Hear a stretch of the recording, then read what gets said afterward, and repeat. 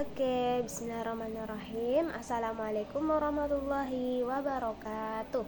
Puji syukur kehadirat Allah Subhanahu wa taala, salawat serta salam tak lupa kita curahkan kepada nabi kita, nabi besar Nabiullah Muhammad sallallahu alaihi wasallam. Alhamdulillah rabbil alamin. Pada kesempatan kali ini kita dapat bertemu kembali untuk melanjutkan pembelajaran kita pada hari ini. Nah, sebelum kita belajar, alangkah baiknya kita berdoa terlebih dahulu ya. Berdoa dimulai. Bismillahirrahmanirrahim. Rabbi zidni ilman warzuqni fahman. Artinya, ya Allah, tambahkanlah ilmuku dan berilah aku pemahaman yang mudah dan benar. Amin ya robbal alamin. Oke, jika sudah berdoa, mari kita memeriksa kehadiran dari adik-adik sekalian. Apakah ada yang sakit, atau ada yang alfa, dan siapa saja yang hadir pada hari ini. Baik, jika sudah, adik-adik sekalian, saya suruh supaya kerapihan bajunya bisa dicek kembali apakah bajunya dan dasinya sudah lengkap. Nah, jika sudah, kalian bisa mengecek di bawah meja kalian dan di bawah lantai apakah ada sampah yang berserakan. Mohon untuk dibuang pada tempat yang sudah kita sediakan. Oke, jadi kalian harus siap belajar hari ini ya, karena sudah lengkap semua untuk kita cek pada hari ini.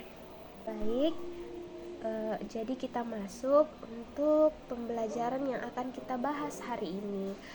Nah, jadi tujuan pembelajaran kita pada hari ini ada 3. Jadi yang pertama adalah kalian dapat menjelaskan pengertian dari najis.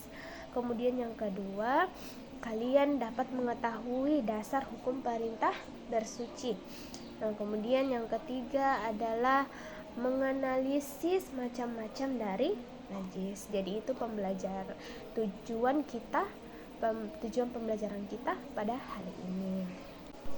Nah, sebelum kita masuk pembelajarannya, saya mau bertanya. Nah, pertanyaannya, mengapa sih kita harus bersuci dari najis? Apakah sebagaimana pentingnya sih kenapa kita harus bersuci dari najis?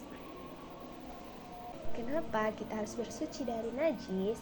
Karena sebelum kita melakukan ibadah, selalunya pasti kita harus yang paling pertama bersuci dari najis, agar ibadah yang kita lakukan diterima dan diridhoi oleh Allah Subhanahu wa taala, dan itu salah satu syarat untuk beribadah. Jadi kita bisa terbebas dari hal-hal najis seperti itu ya. Jadi yang paling pertama itu saya akan memberikan pengertian dari najis. Menurut bahasa, najis itu berasal dari bahasa Arab, yaitu an-najisu atau an-najisu. An-najisu atau an-najisu yang berarti kotor dan menjijikkan, tidak bersih dan tidak suci, baik secara bersifat hisia maupun ma'anawiyah. Najis yang bersifat hisia adalah najis yang terlihat oleh mata dan dirasa oleh panca indera seperti jilatan anjing, kotoran manusia atau hewan kencing, darah haid dan nifas. Yang bersifat maknawiyah adalah najis yang menodai akidah sehingga tidak dapat dilihat oleh manusia seperti syirik dan kufur. Jadi itu pengertian dari najis. Nah, setelah pengertiannya, kemudian yang kedua ada dasar-dasar hukum perintah bersuci. Nah, ayo kita cermati dan saksama dan temukan persamaan dan perbedaan kandungan ayat-ayat Al-Quran dan hadis ya.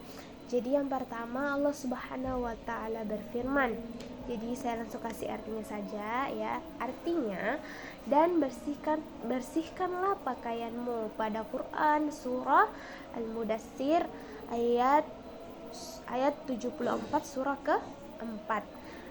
Nah, yang kemudian yang kedua ada firman Allah Subhanahu wa taala. Nah, langsung artinya ya. Artinya, bersihkanlah rumahku untuk orang-orang yang tawaf, orang yang iktikaf, orang-orang yang ruku, dan orang-orang yang sujud. Quran surah Al-Baqarah ayat 125.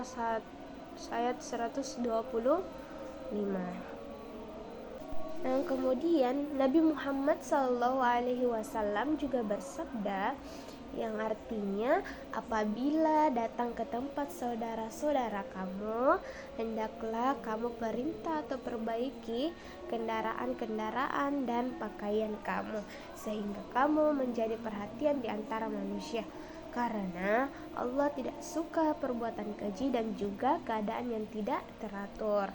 Hadis riwayat Imam Ahmad, Imam Abu Dawud, Imam Al-Hakim Al-Baihaqi dari Sahal bin Hansaliyah.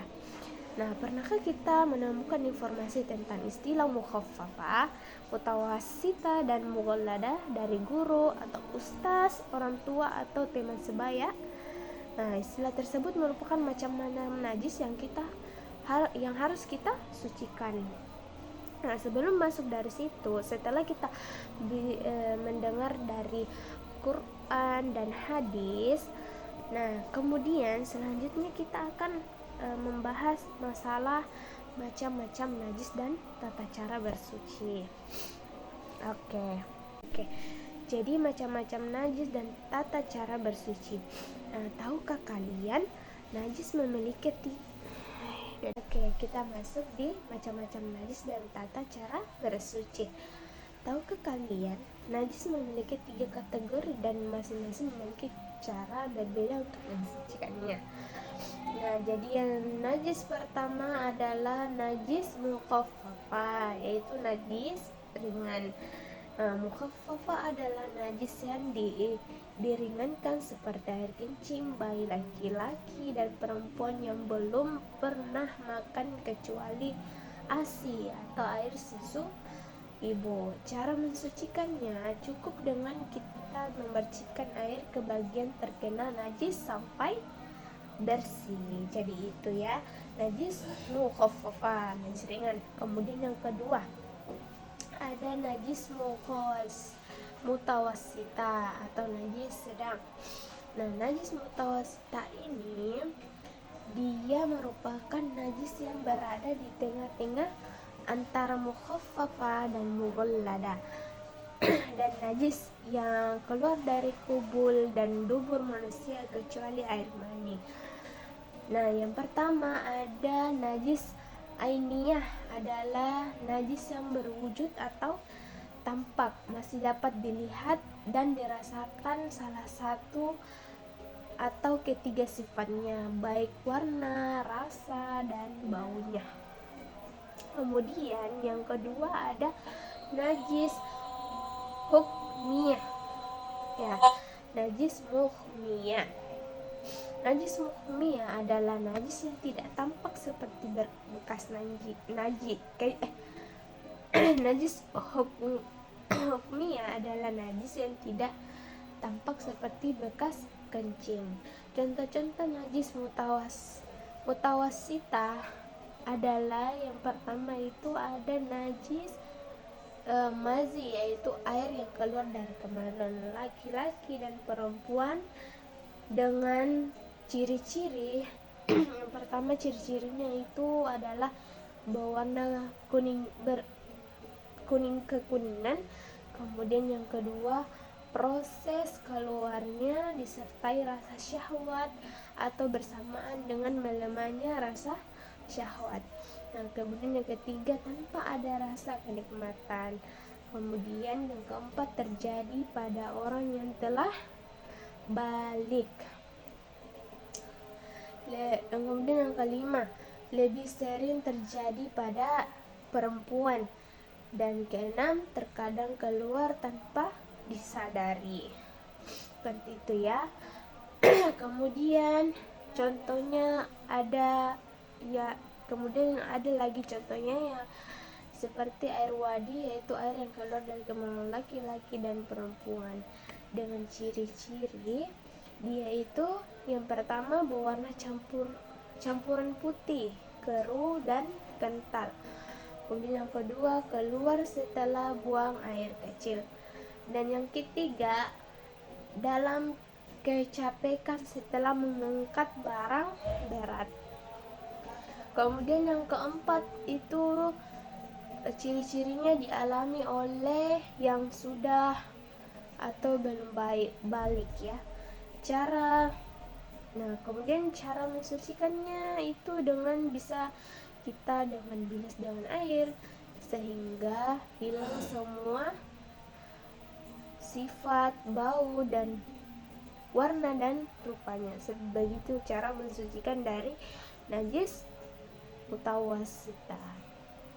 Nah, setelah najis mutawasita, kita lanjut najis ketiga, yaitu najis mughallada, yaitu najis yang paling berat dari diantara dua najis tersebut tadi ya. Najis mughallada adalah najis yang diperberat seperti anjing dan babi. Termasuk najis ini adalah air liur kedua binatang tersebut. Nah, sperma keduanya dan anak-anak dari hasil persilangan dengan hewan lainnya.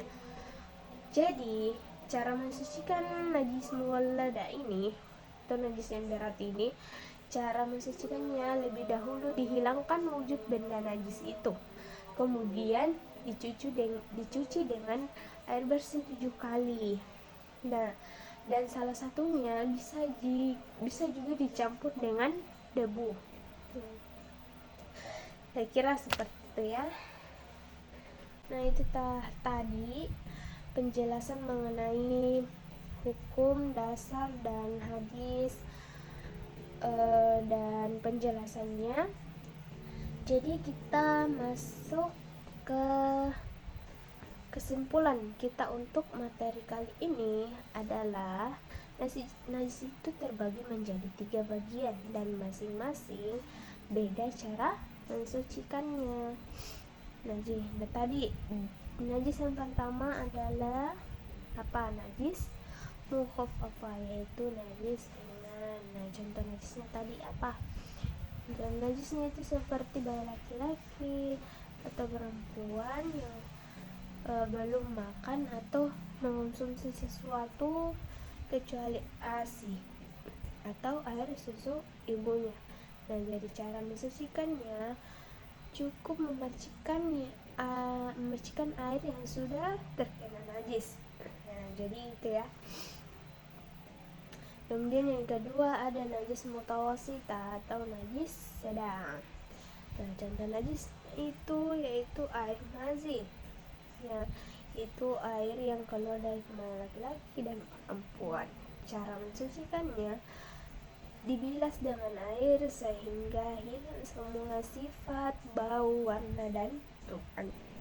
Kemudian yang ketiga tadi adalah najis mughallada atau najis berat. Nah, contoh najisnya itu seperti anjing dan babi, termasuk dari air liur kedua hewan tersebut tadi ya. Kemudian cara mensucikannya, lebih dahulu kita hilangkan wujud dari benda najis itu, kemudian dicuci dengan air bersih 7 kali dan dicampur dengan debu. Nah, itu ya kesimpulannya.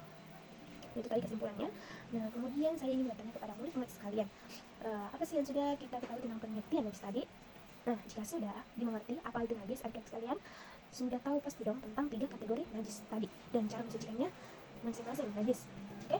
Jadi kalau sudah, saya ingin memberikan tugas kepada adik-adik sekalian untuk merespon materi yang sudah kita bahas pada hari ini. Nah, tugasnya kita kumpul di minggu depan atau pertemuan selanjutnya ya. Jadi, untuk murid-murid sekalian, jangan pernah bosan untuk belajar karena ilmu itu tidak ada habisnya. Termasuk pembelajaran kali ini itu sangat penting untuk kita pelajari supaya ibadah kita bisa diridhoi oleh Allah Subhanahu wa Ta'ala. Ya, seperti itu. Jadi sebelum kita menutup pembelajaran hari ini, langkah baiknya kita berdoa. Nah, berdoa dimulai. Asyhadu an la ilaha illallah anta astaghfiruka wa atubu ilaik. Amin ya rabbal alamin. Wassalamualaikum warahmatullahi wabarakatuh. See you guys.